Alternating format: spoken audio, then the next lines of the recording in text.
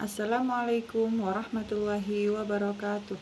Perkenalkan, nama saya Umi Kulsum, nomor NIM 202109648395 dari Prodi PAUD kelas 2B. Saya di sini akan membuat video T4 yaitu yang berjudul Subjek Pendidikan Berdasarkan Al-Quran. Seperti kita ketahui, pendidikan adalah bagian terpenting dalam kehidupan manusia. Manusia tanpa pendidikan akan terombang-ambing, tidak tahu arah.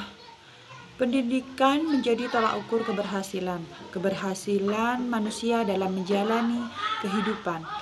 Manusia yang tidak punya pendidikan mapan, hidupnya akan morat-marit, utamanya pendidikan keagamaan. Kenapa seperti itu? Karena pendidikan keagamaan yang berkaitan dengan iman, Islam, dan juga ihsan.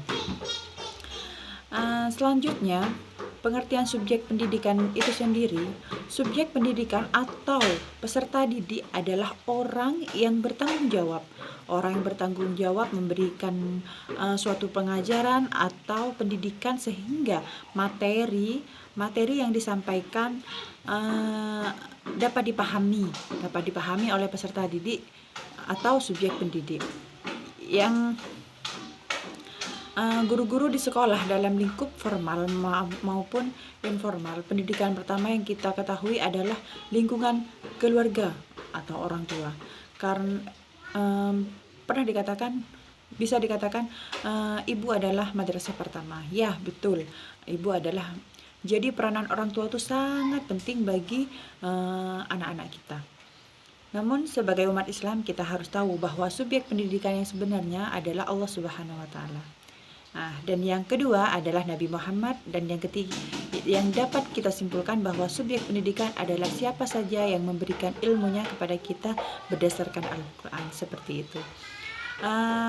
Subjek pendidikan menurut pandangan Al-Quran dalam surah Ar-Rahman, subjek pendidikan menurut pandangan Al-Quran dijelaskan di surah Ar-Rahman ayat 1-4. A'udzu billahi minasyaitonir rajim. Bismillahirrahmanirrahim. Ar-Rahman 'allamal Qur'an, khalaqal insan, 'allamahul bayan.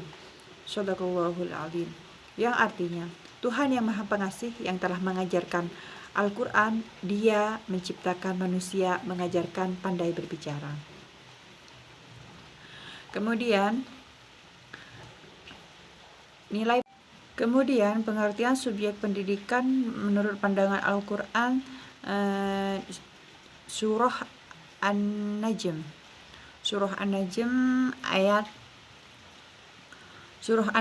ayat 1-10 yang berbunyi, A'udzu billahi minasyaitonir rajim.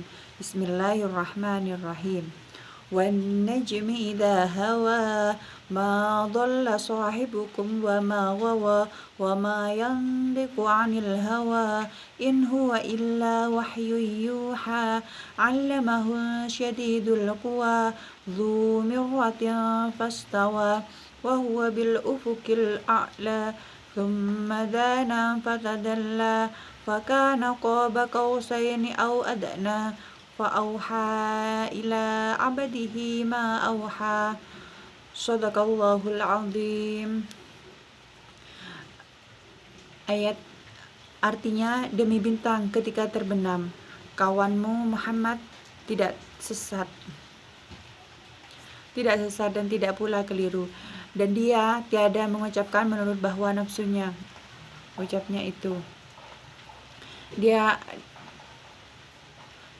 hanya wahyu yang diwahyukan kepadanya. Yang mengajarkannya adalah sangat kuat atau Jibril, yang mempunyai akal yang cerdas, lalu menampakkan dirinya dengan rupa yang asli, sedangkan dia berada di ufuk yang tinggi. Kemudian dia mendekat, lalu bertambah dekat lagi, maka jadilah dia dekat sejarak 2 ujung busur panah atau lebih dekat lagi, lalu menyampaikan kepada hambanya yang telah Allah wahyukan.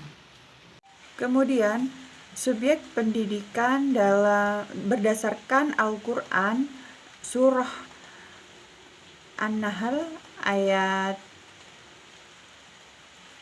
43 sampai 44 yang berbunyi, A'udzu billahi minasyaitonir rajim. Bismillahirrahmanirrahim.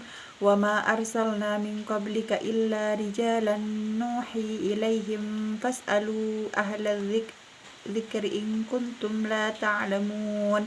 Bil bayyinati waz zubur wa anzalna ilaika dzikra litubayyana lin-nasi ma nazzala ilaihim wa la'allahum yatafakkarun, yang artinya, dan kami tidak mengutus sebelum kamu kecuali orang-orang lelaki yang kami beri wahyu kepada mereka.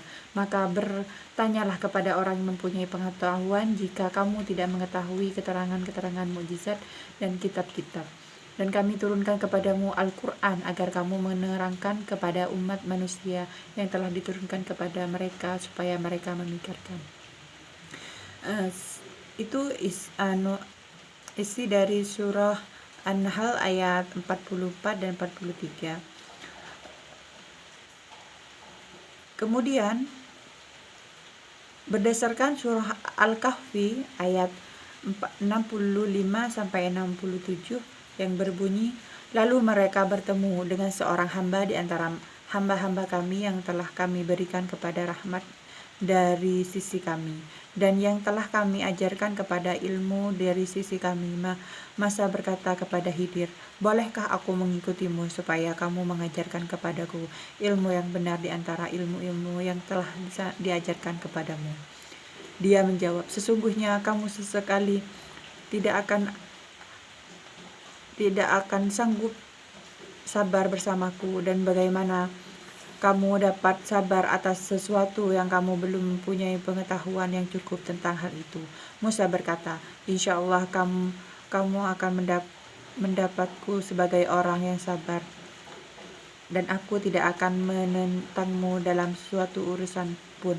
Dia pun berkata, jika mengikutiku, maka janganlah kamu menanyakan kepadaku tentang suatu apapun sampai aku sendiri menerangkannya kepadamu. Itulah keempat. Sekian dari saya. Assalamualaikum warahmatullahi wabarakatuh.